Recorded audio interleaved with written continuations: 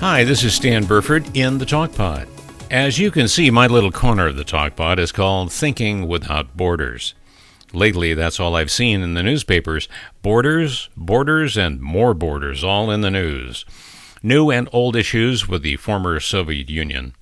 The Middle East never seems to be out of the news because border disputes there. Of course, North and South Korea, they never quite agree on where their border is or ought to be. And now in the U.S., our southern border is the hot topic in Congress. That started me thinking about actual borders, so I looked into Wikipedia and a few other spots on the web and came up with, well, the legalese, of course. Borders define geographic boundaries of political entities, legal jurisdictions such as governments, etc. Some borders are rather soft, like the European Union, open and completely unguarded.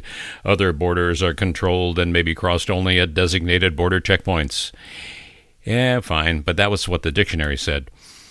The thing that took my interest is that borders today seem in so many ways to mean absolutely nothing.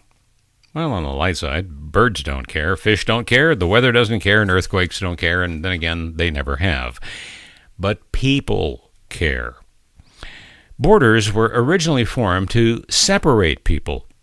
Those in Group 1, separated from those in Group 2, seemed perfectly happy because they had different languages, different food, different ideologies, and different cultures. And yet most of those isolated cultures over time went outside their familiar territory in search of, well, most often more territory and more freedoms. Perfect example, the colonists who left England and Europe and formed the 13 original colonies. What do we call them today? That's us, the United States. Wars have taken borders away and replaced them with new ones, totally reshaping entire countries. Poland, as an example, completely disappeared in 1796, only to reappear in 1919 as a larger country.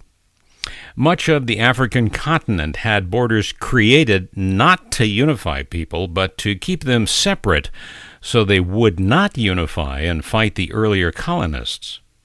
Weather plays a role in borders.